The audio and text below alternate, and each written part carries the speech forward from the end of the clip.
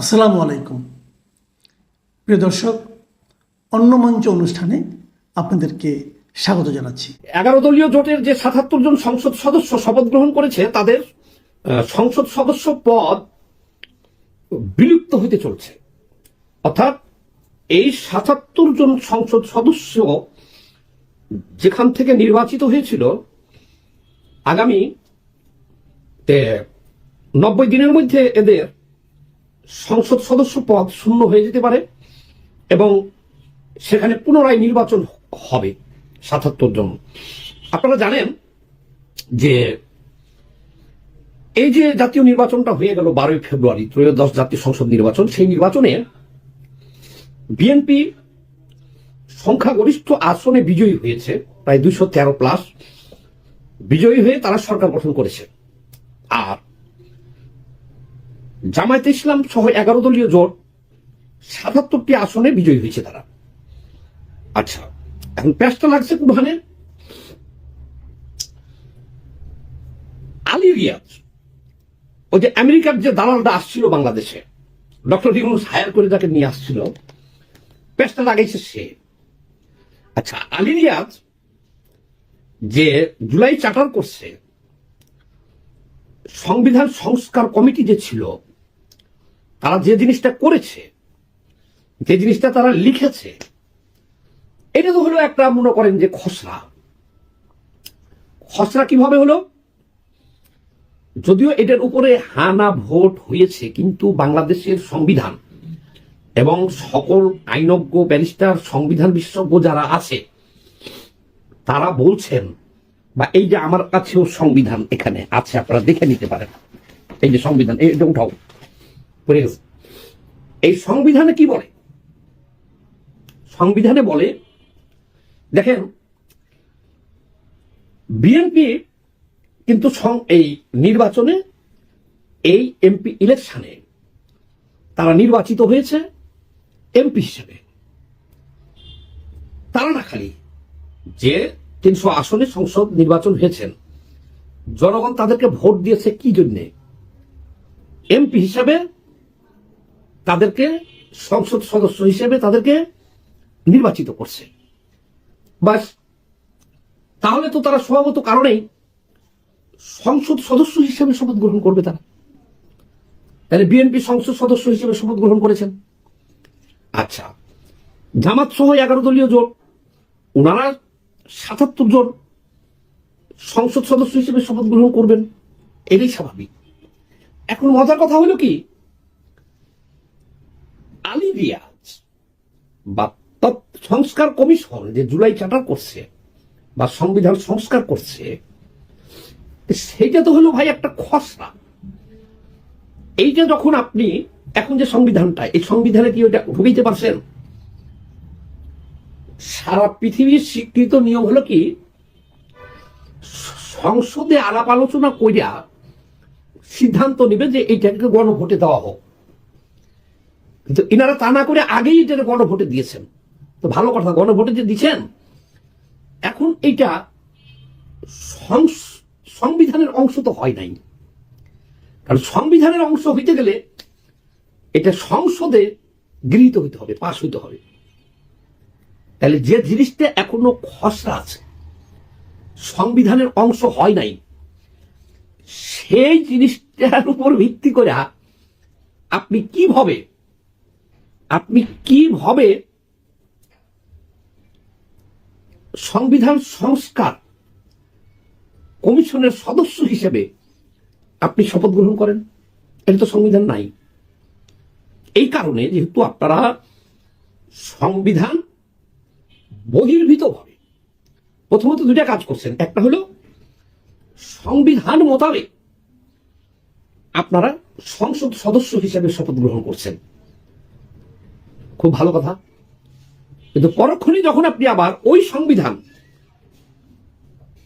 আপনি যে সংবিধান মূলে সংসদ সদস্য হিসেবে শপথ গ্রহণ করলেন, সেই সংবিধানে নাই যেটা, পরক্ষণে আবার আপনি শপথ গ্রহণ করলেন কিভাবে?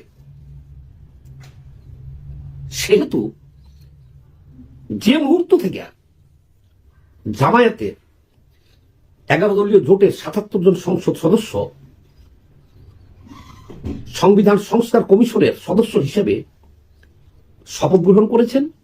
ওই মুহূর্ত থেকে তাদের পূর্বের শপথ ভঙ্গ হয়ে গেছে সংসদ সদস্য হিসেবে, এবং ওই মুহূর্ত থেকেই তাদের সংসদ সদস্য পদ বাতিল হয়ে গেছে। এখন কিন্তু বাংলাদেশে 77টি আসনে কোনো সংসদ সদস্য নাই। এখন যদি কেউ গায়ের জোরে, এই যে গায়ের জোরে যদি থাকতে চায়, কেউ যদি সংবিধান লঙ্ঘন করতে চায়, সেটার কিন্তু একটা বিচার আছে, টুডে অন টুমরো। এটা থাকতে পারবে না তারা।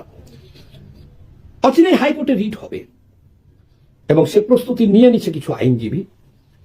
কিন্তু হাইকোর্টে গেলে পরে এটা তো আর টিকবে না। কারণ হলো কি, দেখেন, ডক্টর ইউনূসের সরকার গঠিত হয়েছে হাইকোর্টের রেফারেন্ডাম নিয়ে, অনুমতি নেয়া। সেই হাইকোর্ট পরিচালিত হচ্ছে 72-এর সংবিধান মূলে, যেটা আমাদের এখন আছে। তাহলে ডক্টর ইউনূস সরকারও পরিচালিত হইতেছে সেই 72-এর সংবিধান মূলে। ডক্টর ইউনূস যে প্রেসিডেন্টের কাছ থেকে শপথ গ্রহণ করেছিলেন, সেই প্রেসিডেন্টও 72-এর সংবিধান মূলে নিয়োগ প্রাপ্ত। এবং এই যে এবারকার নির্বাচনটা যে হয়েছে, এই নির্বাচনটা যে হয়েছে, এটাও তো 72-এর সংবিধান মূলে নির্বাচন হয়েছে। এবং দেখেন, নির্বাচনের পরে শপথ গ্রহণ করার কথা স্পিকার, স্পিকার না থাকলে ডেপুটি স্পিকার, তারা না থাকলে, তারা যদি 3 দিন শপথ বাক্য পাঠ না করায়, তাহলে আপনি 72 ঘন্টার পরে সিএসি আপনাদের শপথ গ্রহণ করতে পারেন। তো ঘটনা তাই হলো, যেহেতু স্পিকার কোথায় আছে যারা নাই, ডেপুটি স্পিকার জেলে, 3 দিন তারা কিন্তু অপেক্ষা করছে সংবিধান মোতাবেক। নির্বাচিত সংসদ সদস্যরা 72 ঘন্টা সময় কিন্তু তারা এই সংবিধান মোতাবেক পার করছে। এই মজার ব্যাপার হলো, এই জামাতের 77 জন সংসদ সদস্য কিন্তু ওই সংবিধান বলে 72 ঘন্টা তারা অপেক্ষা করছে যে সিএসির কাছ থেকে সংবিধান মোতাবেক তারা শপথ গ্রহণ করছে। আবার ওই মুহূর্তে সংবিধান লঙ্ঘন করে তারা শপথ গ্রহণ করছে হলো নির্বাচন সংবিধান সংস্কার কমিশনের সদস্য হিসেবে। তাহলে ওই মুহূর্তে কিন্তু সংবিধান লঙ্ঘনের দায়ে তাদের ওই শপথ, তারা ওই মুহূর্তে শপথ দিছে। কি শপথ দিছে? আমরা শপথ গ্রহণ করিতেছি যে সংবিধান সমুন্নত রাখবো। কি শপথটা করলো? যে এই সংবিধান তারা সমুন্নত রাখবে অক্ষরে অক্ষরে। এইটা পাঠ করার 5 মিনিট পরেই তারা সংবিধান লঙ্ঘন করছে। তাহলে ওই শপথ নেওয়ার সাথে সাথেই কিন্তু তাদের সংসদ সদস্য পদ খালি হয়ে গেছে, শূন্য হয়ে গেছে। এখন 77টা সংসদ সদস্য এরা নাই, এটা হলো শূন্য হয়ে গেছে সংবিধান লঙ্ঘনের কারণে। কারণ সংবিধানে তো এটা নাই। হ্যাঁ, আপনি ওখানে শপথ দিতে পারবেন কখন? এই যে সংসদ ডাকবেন, এই সংসদে 2/3 সংসদ সদস্যর ভোটে যদি এই সংস্কার কমিশন যেগুলো করে গেছে বা হানা ভোটে দিয়েছে, এগুলো যদি আপনারা সংসদে পাস করেন, গৃহীত হয় 2/3 সদস্য, তখন সেটা সংবিধানে অন্তর্ভুক্ত হবে। তখন ওটা কি হবে? এই সংবিধানে চলে যাবে স্থায়ীভাবে। তখন আপনি এই সংবিধান মূলে আপনি শপথ নিতে পারবেন। কিন্তু যেহেতু এখনো আলিরিয়াদের সেই খসড়াই রয়ে গেছে, এদের যে হানা গণভোট, এটাও যেহেতু এখন পর্যন্ত বৈধতা পায় নাই সংসদে, সেহেতু এরা মনে করেন যে এখন আর সংসদ সদস্য নাই নাই নাই। আগামী হয়তো 15 দিনের মধ্যে এটা ডিসাইড হয়ে যাবে। এটা হাইকোর্টে যাচ্ছে এই সপ্তাহে। আজকে হলো শুক্রবার 20 ফেব্রুয়ারি রাত এখন, আর কালকে হলো শনিবার, রোববারের দিন এটা হাইকোর্টে গেলে পারেই এই 77 জন সংসদ সদস্য এটা গেলেন। জুলাইয়ের সবচেয়ে বড় গাদ্দারি তো হলো জামাত ইসলাম। তারা যেভাবে শপথ নিল যে তারা জুলাই সনদ মানতে চায়, জুলাই সনদে স্পষ্টভাবে লেখা আছে, আপনারা কি জানেন যে প্রত্যেকটা দলকে 5% নারী সংসদকে মনোনীত করতে হবে। আপনার 5% নারী সংসদ সদস্যকে আপনার মনোনয়ন দিতে হবে। এটা এই যে সংস্কারে আসছে জুলাইয়ে, এবং সেই মোতাবেক বিএনপি দিচ্ছে হলো 4.7%, সামান্য একটু কম আছে, ওরা 5% পুরো করতে পারে নাই, কিন্তু ওনারা দিয়েছে নারীদেরকে।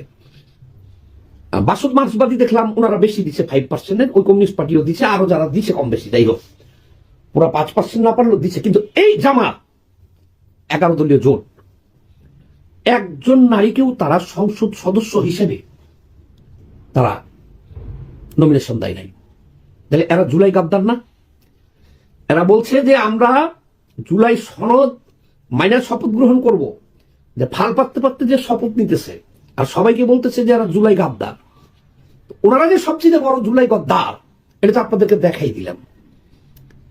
জামাত হলো সবচেয়ে বড় হিপোক্রেট। হিপোক্রেট বুঝেন?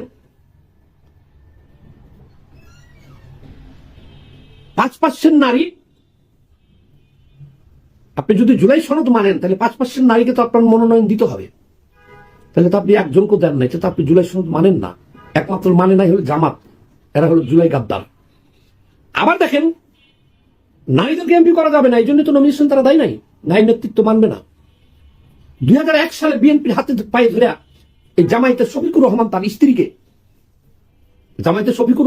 স্ত্রীকে এমপি করেছিল, আপনারা জানেন?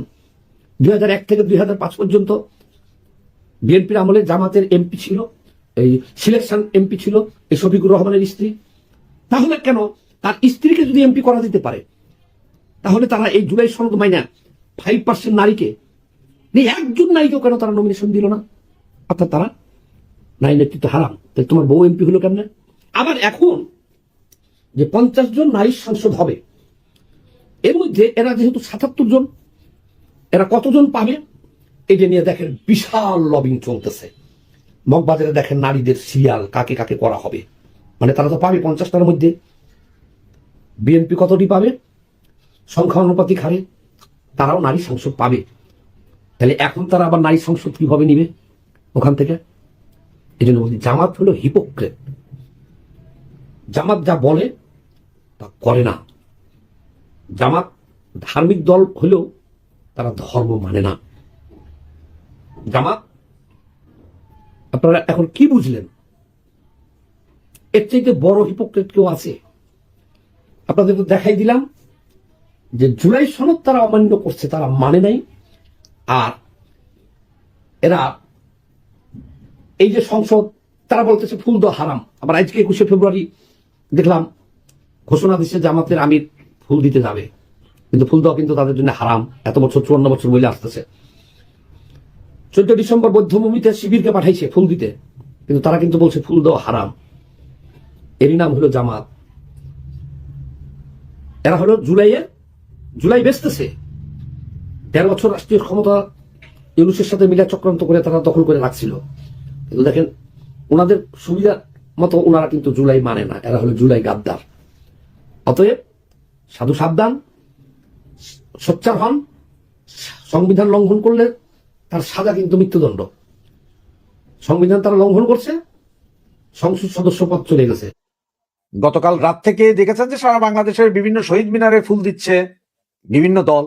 তবে দুঃখজনক একটা ঘটনা যেটা দেখলাম সেটা হচ্ছে যে একসময়কার বিএনপির দুর্দান্ত নেত্রী, যিনি কিনা গত 17 বছর গর্ব করে বলতেন যে আওয়ামী লীগ সরকারের আমলেও তিনি টিভি টক শোতে গিয়ে কথা বলেছেন শহীদ মিনারে ফুল দিতে, তখন তাকেও বাধা দেওয়া হয়নি। হ্যাঁ, একটা নিয়ম বাংলাদেশে অলিখিত দাঁড়িয়ে গেছে, যখন যে সরকার থাকে আগে সরকারি দল এমপিরা দেয়, পরে যে বিভিন্ন দল দিতে পারে। সেখানে আপনারা কখনো দেখেননি যে বিএনপি কে কোনো ইয়ে থেকে মেরে ধরে বের করে দিয়েছে, ফুল ভেঙে দিয়েছে। তবে গতকালকে সর্বপ্রথম দেখা গেল রুমিনা ফাহাদ, উনি এমপি হিসেবে ওনার এলাকায় ওনার ফুল দেওয়ার প্রথম প্রায়োরিটি, কিন্তু ওনারই ফুল ভেঙে ওনাকে ধাক্কা দিয়ে শহীদ মিনার থেকে বের করে দিয়েছে। এগুলো আপনারা সকলেই দেখেছেন, দুঃখজনক ঘটনা। আবার সেই জায়গায় জামাতের আমির, যারা কিনে বাংলাদেশই চায়নি, তারা সসম্মানে ফুল দিতে পেরেছেন। আর রুমিনা ফারহানের বাবা কিন্তু এই আপনার ভাষা আন্দোলনের জন্য কাজ করেছিলেন, এটা প্রমাণিত সত্য কথা, সেটাকে অস্বীকার করতে পারবেন না। বাংলাদেশের ভিসা সেন্টার খুলে দিয়ে বিরাট কিছু একটা মানে ইঙ্গিত বহন করে, এটা নয়। কারণ ভারতবর্ষের কটা মানুষ বাংলাদেশে যায়, পরিবর্তে বাংলাদেশের যে ভিসা, সেটা ভারত কবে স্মুথ করছে তার উপরে নির্ভর করছে যে হ্যাঁ, সম্পর্কটা অনেকটা মসৃণ হতে চলেছে। কারণ বেশিরভাগ বাংলাদেশি মানুষ কিন্তু নির্ভর করে ভারতীয় চিকিৎসার উপরে, ভারতীয় ব্যবসার উপরে, ভারতীয় পর্যটনের উপরে। এখন আমাদের কাছে যা খবর আছে সেটা হচ্ছে ভারতবর্ষ এখন, আমি তো আগেও বলেছি, বহুবার বলেছি, ভারতবর্ষ এখন বাংলাদেশকে আর অতটা বিশ্বাস করে না। সে যে সরকারই আসুক, এখানে যদি হাসিনা সরকারও আসতেন, তাহলেও কিন্তু একেবারে উন্মুক্ত ভিসা আগের মতো দেওয়া হতো না। তার কারণ হচ্ছে এই যে ভারত বিদ্বেষী এত মানুষ এখন বাংলাদেশের মধ্যে রয়েছে, কে কি বোঝা খুব মুশকিল। ফলে এখন একটা নিয়ম করা হয়েছে, একটা ওই স্ট্যান্ডার্ড নিয়ম আর কি, যে প্রত্যেকের ওই ব্যাকগ্রাউন্ড প্রোফাইল, সামাজিক যোগাযোগ মাধ্যমের যে প্রোফাইল, সেগুলো তাদেরকে ওই লিখে দিতে হবে। বিচার একটা কলম থাকবে, সেখানে তাদের লিখে দিতে হবে এবং সেগুলোকে চেক করা হবে। চেক করে ওখানে যদি আবার কোনো ফেক আবার একটা কোনো মানে জমা দেওয়া হয় বা আসলটা ধরা পড়ে, তাহলে পরে একবার পাসপোর্টে একবার ধাপ্পা মেরে দেবে, নো এন্ট্রি ইন ইন্ডিয়া। আর যাদের ফেস থাকবে, এসব কোনো ব্যাপারের মধ্যে নেই, তারা ভিসা পেয়ে যাবে। সেই ট্রাভেল ভিসা হোক, সে ট্রানজিট হোক, মেডিকেল হোক, ট্যুরিজম হোক, সে তবে এটা পরীক্ষা করতে সময় লাগবে এবং দেওয়া হবে খুব সংক্ষিপ্ত আকারে। ধীরে ধীরে ধীরে ধীরে সংখ্যাটা বাড়বে। এখন এই যে হুড়মুড় করে ভিসা দিয়ে দেওয়া হবে, এটা কিন্তু পাওয়াটা অন্যায়, অযৌক্তিক। অন্যায় বলবো না, অযৌক্তিক হবে। কেউ কেউ এটা রটিয়ে দিচ্ছেন। বিশেষ করে বাংলাদেশ থেকে এক ভদ্রলোক এসেছেন কলকাতাতে, তিনি দেখাচ্ছেন সব নর্মাল আছে, সবাই ভুলভাল বোঝাচ্ছে, কি মিলন ট্রাভেলার্স না কি জানে, মিলন ট্রাভেলস, এই ধরনের একটা কিছু ভদ্রলোক। তিনি বিভিন্ন জায়গায় ঘুরছেন, দিল্লি ফিল্লিতেও ঘুরছেন। এখন দিল্লি ফিল্লির লোক তো অত তো বাংলাদেশে খেয়াল রাখে না।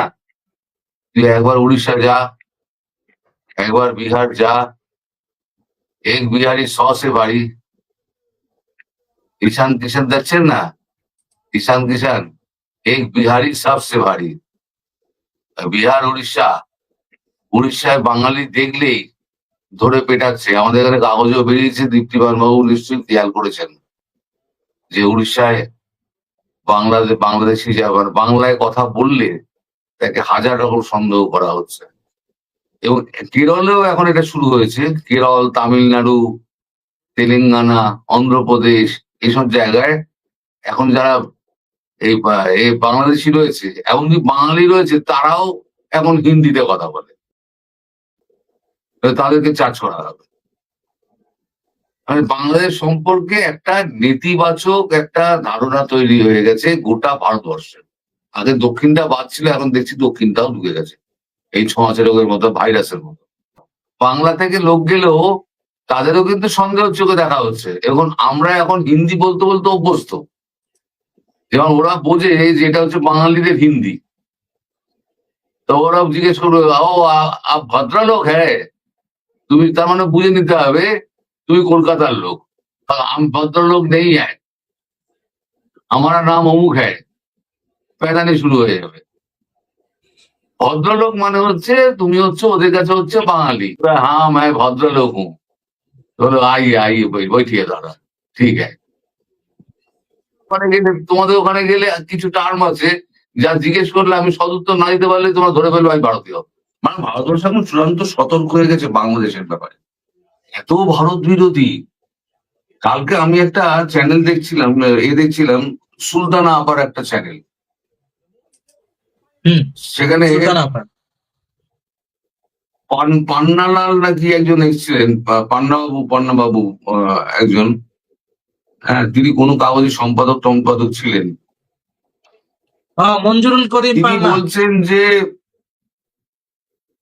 হ্যাঁ, না মঞ্জুরুল না, কি পান্না যেন, পান্না দিয়ে শুরু। তো যাই হোক, তিনি ভোরের কাগজে কাজ করেছেন, আরো কত কত কাগজের নাম টাম বললেন। আমি অর্ধেক এটা শুনে না আমি তারপরে তো ওনাকে টেলিফোন করেছি, সুলতান আপাকে আমি টেলিফোন করেছি। টেলিফোন করে আমি বললাম যে আপনি যে এই ইন্টারভিউটা করেছেন এটা তো পুরোপুরি ভারত বিরোধী, পুরোপুরি আচ্ছা। ভারত বিরোধী। কারণ আপনি বলছেন ভারতকে দিয়েছি আমরা, ভারত আমাদের বদলে কি দিয়েছে। আমি এটাও মানছি, এটা কিন্তু শেখ হাসিনা বলেছিলেন ভারতকে আমরা এত দিয়েছি যে ভারতের আর কেউ চাওয়ার নেই। অথচ দিন শেষে দেখা গেল ভারতবর্ষই কিন্তু বাংলাদেশকে দিয়ে এসেছে, যে জল থেকে কারেন্ট অব্দি, খাদ্য পানীয় সব ট্রান্সশিপমেন্ট। 30 বিলিয়নের ক্রেডিট লাইন, 30 বিলিয়নের ক্রেডিট লাইন। আর বাংলাদেশ কি দিয়েছে? বাংলাদেশ দিয়েছে যে একটা ওখান থেকে একটা রুট বের করে আমাদের সেভেন সিস্টারে দেওয়া, এই একটা। আর এই আমাদের চট্টগ্রাম বন্দরটা দিয়ে আমাদের সেভেন সিস্টারে খাবার পাঠানো আর অন্যান্য জিনিস পাঠানো, এইটা ব্যবহার করার জন্য বাংলাদেশে কিন্তু ভারতকে টাকা দিতে হতো। কিন্তু এই ট্রান্সশিপমেন্টের জন্য ভারত কিন্তু কোনো চার্জ করতো না, বাংলাদেশকে কোনো আর্থিকভাবে চার্জ করতো না, শুধু ট্রান্সশিপমেন্টের সুবিধাটা দিয়েছিল, আপনারা আপনাদের ব্যবসাটাকে উন্নত করুন। তা আমার কথা হচ্ছে, যে ভদ্রলোক বলছিলেন তার এইটুকু জ্ঞান থাকা উচিত যে ভারতবর্ষ মেনে নিয়েছিল সবকিছু, যে শেখ হাসিনা আমার নর্থ ইস্টের নিরাপত্তা দিচ্ছে। ভারতবর্ষ চেয়েছিল একটা সুস্থ বাংলাদেশ, যাতে আমি নিরাপদে থাকতে পারি। হুম। তার জন্য বাংলাদেশকে সবকিছু দিয়েছিল। কোনটা বাস্তব, কোনটা অবাস্তব, কোনটা ঠিক, কোনটা বেটিকাই বলছি না। আমি বলছি উনি যে বক্তব্যটা এক পেশে পেশ করলেন সেটা সম্পূর্ণ ভারত বিরোধী হয়ে দাঁড়ালো। আমি সেটাই সুলতান আপাকে বললাম যে আপনি অস্বীকার করেন এই জিনিসগুলো কি ভারত দেয়নি? ভারত শুধু একটাই জিনিস চেয়েছিল, বাংলাদেশের স্থিতিশীলতা, যাতে ভারতবর্ষ সুস্থির থাকতে পারে। এটা তো বললেন না আপনারা। 1 ঘন্টা 15 মিনিটের অনুষ্ঠানে পুরো শুনলাম, একবারও বললেন না তো। আজকে মনে করুন আরএন কাউ 74 সালে যখন বঙ্গবন্ধু যখন মারা যান তার আগের বছর আরএন কাউ গিয়ে ওনাকে বলেছিলেন যে আপনি কিন্তু অ্যাসাসিনেটেড হবেন, আপনি বাংলাদেশ ছাড়ুন। উনি বলেছিলেন না, আমার বাঙালি ভাইয়েরা আমার বুকে গুলি করতে পারে না, গুলি খেলেন। এক সমান্তরাল একটা ব্যালেন্স করে উনি চলতেন। তাহলে উনি কখনো বলতেন না ইন্দিরা গান্ধীকে আপনি 24 ঘন্টা 48 ঘন্টার মধ্যে সৈন্য ফিরিয়ে নিন। আসসালামু আলাইকুম। আওয়ামী লীগ ফিরবে নাকি আওয়ামী লীগকে ফেরাবে নাকি আওয়ামী লীগ পুনর্বাসন হবে, যে শব্দে ব্যাখ্যা করেন না কেন, বাস্তবতা এই যে আওয়ামী লীগের অংশ থেকে এখন জয় জয়কার। জয় জয়কার কোথায়? ভোটে তার একটা অন্যতম প্রভাব ছিল, ভোটে সে বিএনপির বাক্স ভরেছে, ভোট দিয়েছে, সেই একটা অবদান তো আছে। বিএনপির ভোট ব্যাংকের পাশাপাশি আওয়ামী লীগের ভোট যখন যোগ হয়েছে, কিন্তু অপ্রতিরোধ্য একটা শক্তি বাংলাদেশে। এবং এরপর তার অফিসগুলো লাগাতার খুলছে। আমি গতকাল পর্যন্ত আপনাদেরকে আলোচনায় বলেছিলাম যে 10টা জেলায় আওয়ামী লীগের অফিস খোলার খবর পাওয়া গেছে। আজ এরপরে আরো 2 জায়গায় ঘটেছে। আমরা যশোরে শুনেছি, যশোরের খবর হচ্ছে যে যশোরে এখনো নিষিদ্ধ ঘোষিত, বলতে হয় নিষিদ্ধ ঘোষিত সংগঠন ছাত্রলীগের নেতা কর্মীরা তারা গিয়ে আওয়ামী লীগ অফিসের তালা খুলে সেখানে কথা বলেছেন এবং বঙ্গবন্ধু শেখ মুজিবুর রহমান এবং সাবেক প্রধানমন্ত্রী আওয়ামী লীগ সভাপতি শেখ হাসিনার ছবি টাঙিয়েছেন এবং তারা বেশ কিছুটা সময় ওখানে পার করেছেন এই সময়ের মধ্যে দিয়ে, এবং তারা সেখানে ভিডিও করেছেন, সেই ভিডিও ভাইরাল হয়েছে। তার চেয়ে আরেকটি আকর্ষণীয় ঘটনা ঘটেছে, যে ঘটনাটি বাংলাদেশের রাজনীতিতে গত 17 মাসে অকল্পনীয়। ধানমন্ডি 32 বা ধানমন্ডি 3 নম্বর আওয়ামী লীগের যে অফিসগুলো, আওয়ামী লীগের কেন্দ্রীয় অফিসের পর, বঙ্গবন্ধু এভিনিউর আওয়ামী লীগের যে কেন্দ্রীয় অফিস, সেটার পর আপনার ধানমন্ডি 3-এর আওয়ামী লীগের যে 3 নম্বরের যে আওয়ামী লীগের অফিস 3-এর এতে, সেই অফিসটি 3-এর এর অফিসটি হচ্ছে আওয়ামী লীগের সাধারণ সম্পাদক এবং তাদের জমজমাট নেতাকর্মীর একটি অবস্থান ছিল সেখানকে। তো সেই জায়গাটায় আপনার আওয়ামী লীগের নেত্রীরা, যুব মহিলা লীগের নেত্রীরা সেখানে তারা জড়ো হয়েছেন এবং জড়ো হয়ে তারা স্লোগান দিয়েছেন, তারা সেখানে বাংলাদেশের জাতীয় পতাকা সেটে দিয়েছেন। এবার আসলে মূল বিশ্লেষণ, ঘটনা কি, ঘটনা কোন দিকে গড়াচ্ছে? ঘটনা গড়াচ্ছে আলোচনার কেন্দ্রবিন্দুতে বাংলাদেশের স্থানীয় সরকার নির্বাচন, উপজেলা পরিষদ নির্বাচন, ইউনিয়ন নির্বাচন, পৌরসভা নির্বাচন, এবং সেই নির্বাচনে জনপ্রতিনিধি কারা হবেন এইটার উপরে বিএনপি এবং আওয়ামী লীগের সাংঘাতিক একটা চোখ থাকবে, এতে কোনো সন্দেহ নেই। এবার বিএনপির মধ্যে দুই ধারায় আলাপ আগাচ্ছে। বিএনপি হঠাৎ করে নিজেরা ডক্টর ইউনূসের এই আওয়ামী লীগ নিষিদ্ধের যে প্রজ্ঞাপন সেটা তারা প্রত্যাহার করে নেবেন, এই জায়গাটায় বিএনপি সরকার যেতে অনেকটা দ্বিধাদ্বন্দ্বের মধ্যে পড়েছে বলেই অনেকের ধারণা।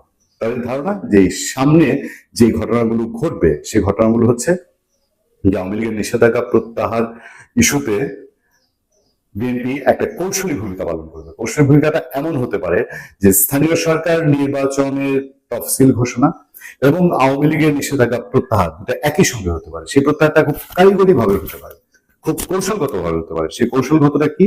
কৌশলগতটা হচ্ছে যে দেখা গেল সংসদে এই আওয়ামী লীগ নিষেধাজ্ঞার যে সন্ত্রাস দমন অধ্যাদেশ, সেই অধ্যাদেশটি সংসদে উপস্থাপনই করা হলো না।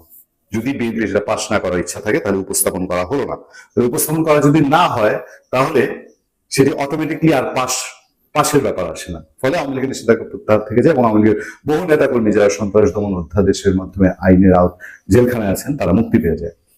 এই একটা কৌশলে গেলে এবং একই সময় যদি স্থানীয় সরকার নির্বাচন অনুষ্ঠান করা যায় তাহলে আওয়ামী লীগের নিষেধাজ্ঞা প্রত্যাহার করেছে বিএনপি সেটাও বলতে পারবে, কিন্তু মাঠে এসে হঠাৎ করে আওয়ামী লীগের লোকজন স্থানীয় সরকার নির্বাচনে ঝাঁপিয়ে পড়ে তাদের বিএনপির প্রতি কোনো চ্যালেঞ্জ দিতে হবে, কারণ আগামী নির্বাচনকে সুষ্ঠু না হওয়ার কোনো পথে নেওয়ার কোনো সম্ভাবনা এই মুহূর্তে পর্যবেক্ষণ দিচ্ছে না। ফলে এই স্থানীয় সরকার নির্বাচন ঘিরে কোন কৌশলে বিএনপি আগাবে সেটাই আওয়ামী লীগ নিষিদ্ধ প্রত্যাহার, আওয়ামী লীগ নিষিদ্ধ প্রত্যাহার হচ্ছে এটা অনেক